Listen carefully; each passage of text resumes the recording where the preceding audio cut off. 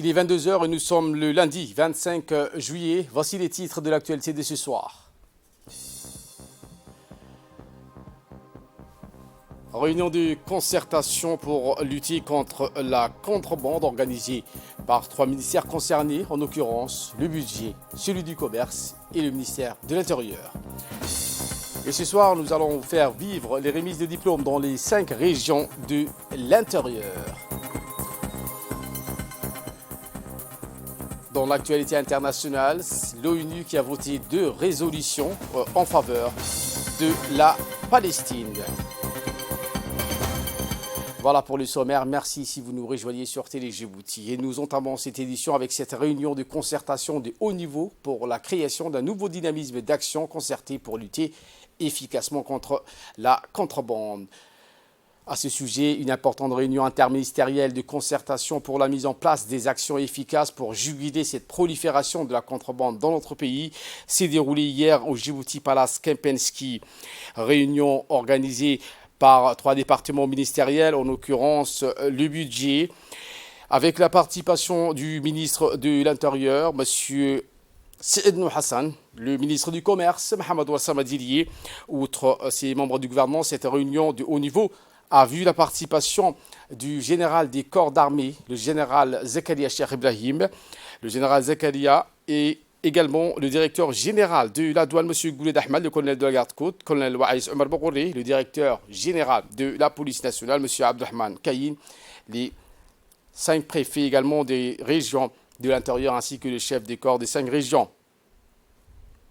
Les participants donc ont insisté sur la nécessité de mettre en place une stratégie unifiée pour juguler la contrebande sous toutes ses formes dans le territoire national, notamment dans les régions où on constate une recrudescence de la contrebande.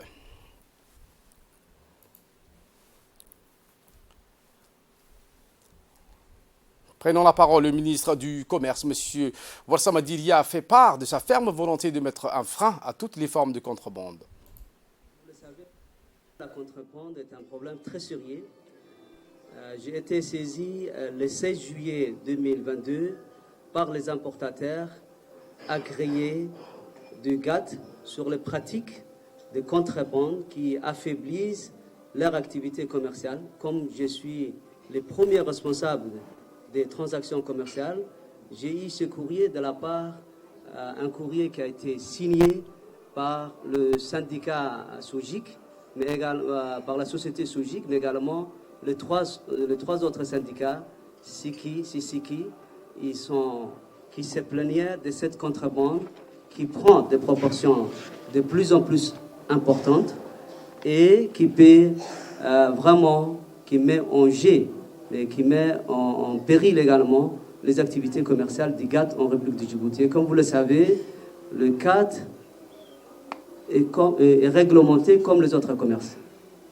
Voilà le courrier qui a été envoyé par les 4 syndicats, signé, et qui dit si ces problèmes de contrebande continuent, ils n'auront plus la possibilité de faire ces activités, ces contribuables qui payent les impôts. Donc moi, je voudrais d'abord féliciter le ministre de l'Intérieur pour cette initiative de concertation. Et surtout, j'espère, à l'issue de cette réunion, nous allons prendre des actions vraiment efficaces au profit des importateurs agréés des GATT qui est un commerce réglementé. Donc, tout ce qui est contrebande, ça nous perturbe.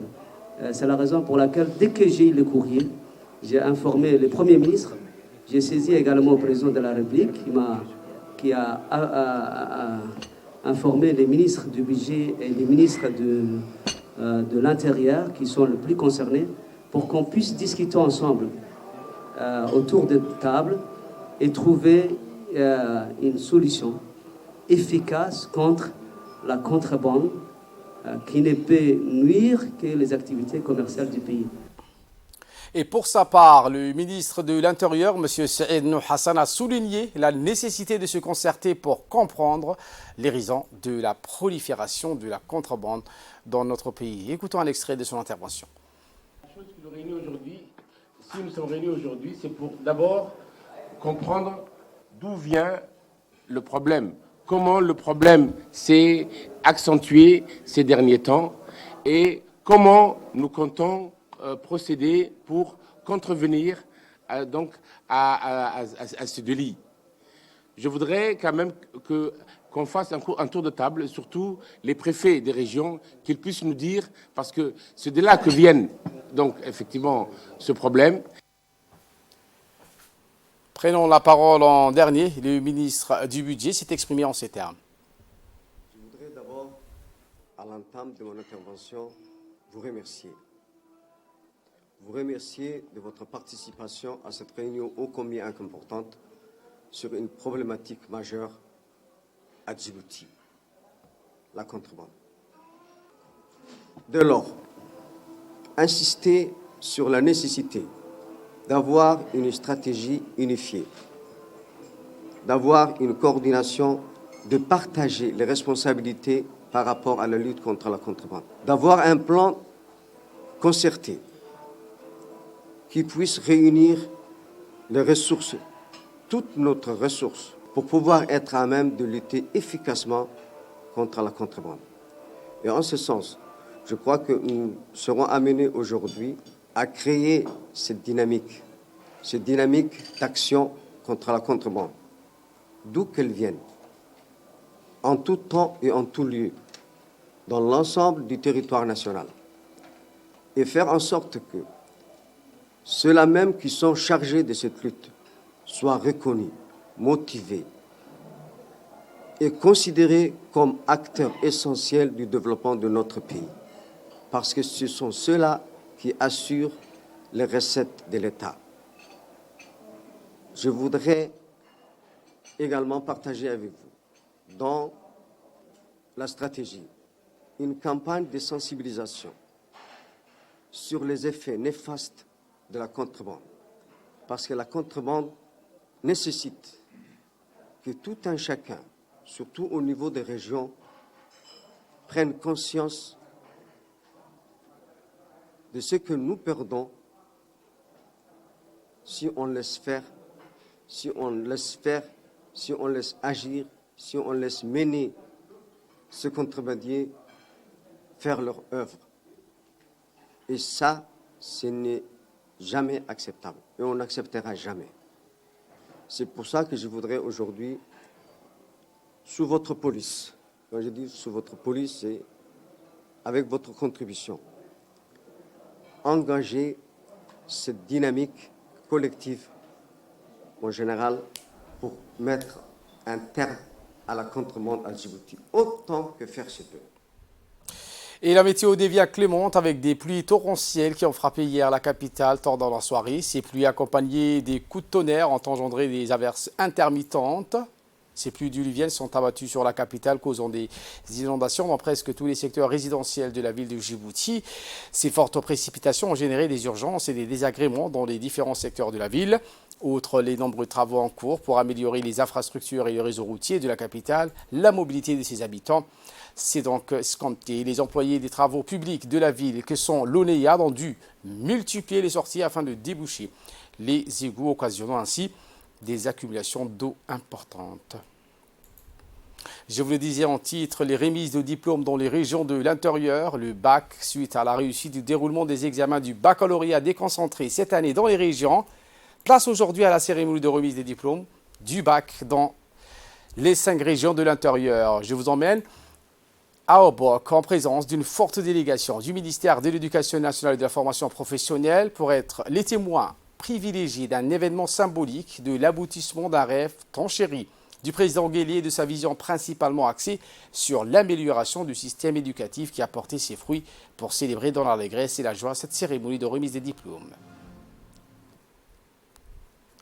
Eh bien, une avancée qui témoigne les efforts conjugués des différents départements ministériels dans l'optique de donner libre cours à la politique nationale mise en place en matière de l'éducation par le chef de l'État pour un élan éducatif plus prometteur grâce notamment à la politique de décentralisation qui a permis et facilité la tenue d'un tel événement haut et symbolique. Il va sans dire que le rassemblement de remise des diplômes du bac a enthousiasmé les premiers concernés, c'est-à-dire les lauréats du bac. Autrement dit, passeport vers les études universitaires, leurs tuteurs, leurs professeurs, leurs pères lycéens ainsi que le comité des parents des heureux lauréats étaient présents. Par ailleurs, les parents de lycées réfugiés ont exprimé à Obok également leur extase vis-à-vis de cette cérémonie de remise de diplôme du bac à leurs fils et filles. Quant aux bacheliers eux-mêmes, ils n'ont pas manqué de reconnaître la certification recherchée pendant tant d'années passées sur les bancs des études. À l'instar de leurs parents, ils ont annoncé leur sentiment de gratitude envers la nation djiboutienne. Et son premier responsable, le chef de l'État, Ismaël Margueli, et le ministre de l'Éducation nationale et de la formation professionnelle, Moustapha Mohamed Mahmoud, ainsi que ses proches collaborateurs,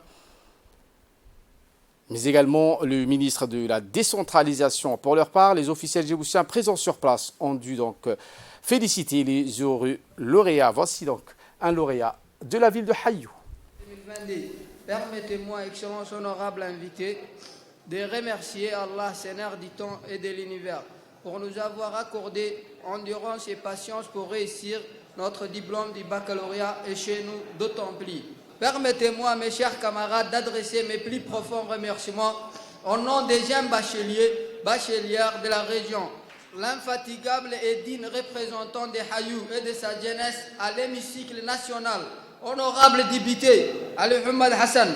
Je vous saurai gré, cher invité, de bien vouloir vous transmettre mes salutations les plus cordiales et chaleureuses des jeunes d'Obok et de leurs parents à notre président de la République de Djibouti, son Excellence Al-Hadji Ismaël Omar Guelleh, qui nous a désormais facilité la composition des épreuves du baccalauréat chez nous, au lycée d'Obok.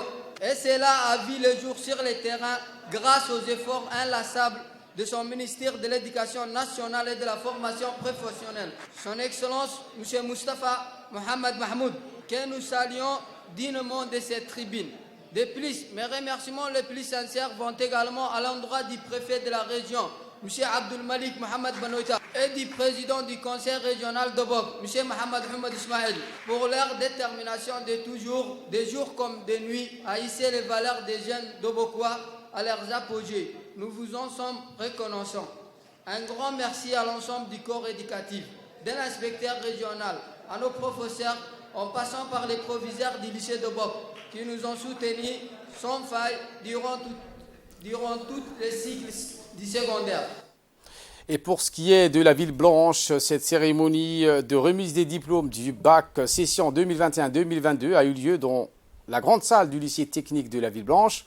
Ont assisté à cette cérémonie de remise des diplômes le sous-préfet, le président du conseil régional, les députés de la région, les chefs de services déconcentrés, le représentant du RIAT, le commandant de la police et de la gendarmerie, les OCAL, des représentants des associations des parents d'élèves et bien sûr les nouveaux lauréats de la session 2021-2022. La particularité de cette année, qu'il s'agit donc du premier baccalauréat décentralisé de l'histoire de Djibouti, nommé promotion Madina Mohamed Roblé. Cette promotion a pu passer les examens dans leur propre région pour la première fois.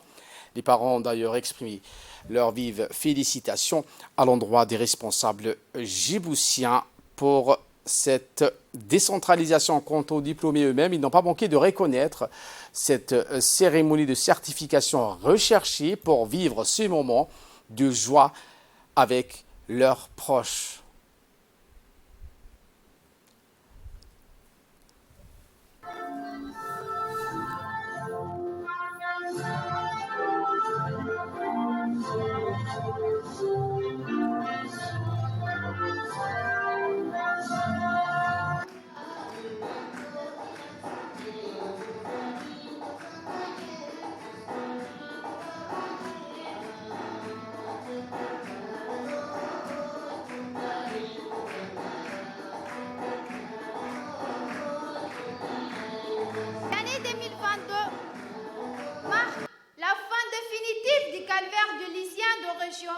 ainsi que de l'angoisse de leurs parents.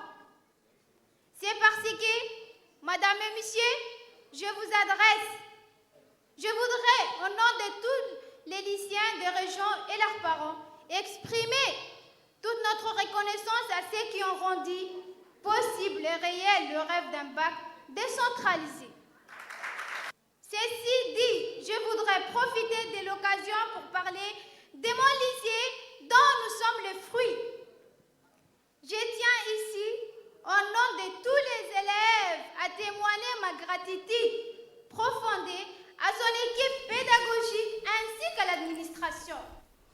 Et à Dikil, cette fois, le lycée technique de la région de l'Unité a abrité cette belle fête de remise du diplôme du baccalauréat pour les élèves de la session 2021-2022.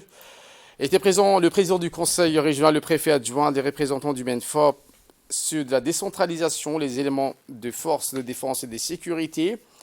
Je vous le disais, c'est une première à Djibouti que les élèves des régions étaient amenés à composer leurs épreuves dans les chefs-lieux avec un plus grand nombre d'habitants. La ville de l'Unité a accueilli plus de lauréats. Cette année, un record. Les officiels qui se sont tour à tour donc succédés au micro pour s'adresser aux jeunes lauréats afin de le féliciter, de leur souhaiter d'autres succès à l'avenir, n'ont pas manqué d'exprimer leur joie et leur fierté de prendre part à cet événement dans le chef-lieu respectif. L'édition 2021-2022 du baccalauréat a été un grand succès pour les MENFOP.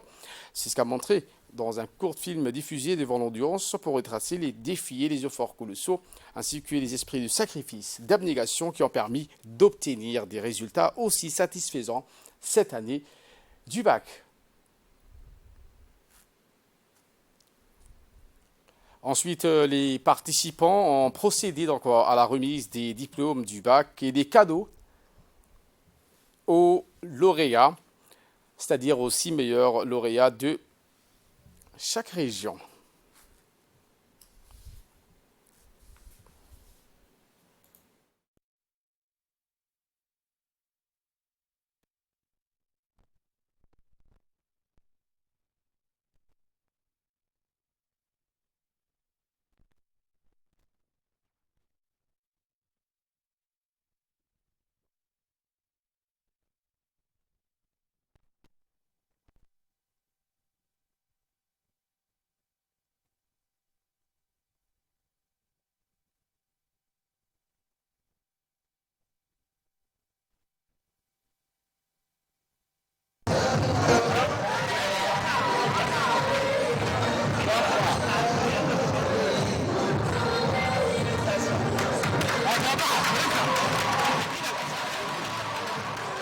Je suis très fier d'avoir aujourd'hui la récompense de mes efforts et de se classer parmi les meilleurs élèves de cette année.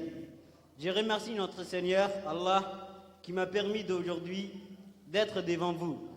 En effet, je voudrais profiter de cette occasion pour remercier le ministre de l'Éducation nationale et de la formation professionnelle, son Excellence M. Moustapha Mohamed Mahamoud, pour avoir pris l'initiative de décentraliser les épreuves du baccalauréat. Dieu sait combien ces courageuses décisions nous a soulagés et a pratiquement effacé les inquiétudes de nos parents. Je tiens à remercier tous mes professeurs pour leur soutien sans faille et aussi les proviseurs des lycées de Dikil, M. Youssouf Awal Mouin, pour son encouragement. Enfin, je remercie mes chers parents qui m'ont soutenu tout au long de ces années d'intense travail, par leurs moyens et par leur encouragement. Et c'est grâce à eux que je suis à ce niveau aujourd'hui. Et voilà qui nous ramène de parler de cette cérémonie de clôture d'une formation sur la maintenance des moteurs hors bord dont ont bénéficié 10 membres du service technique naval de la garde-côte djiboutienne.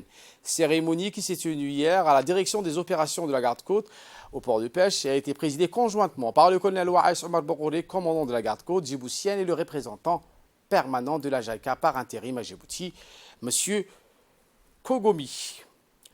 Dans une courte allocution prononcée à cette occasion, le représentant de la JICA donc, a saisi cette occasion pour adresser sa reconnaissance et sa gratitude à l'endroit du peuple djiboutien pour le travail fourni par la garde-côte djiboutienne dans les domaines de la sécurité et de la sûreté maritime du Bab el-Mandeb et du golfe d'Aden. Cette formation est un nouveau témoignage des efforts mis en place pour renforcer le développement des capacités opérationnelles de la garde-côte djiboutienne. Cette cérémonie donc s'est terminée avec la remise des certificats aux 10 participants qui ont bénéficié de cette formation.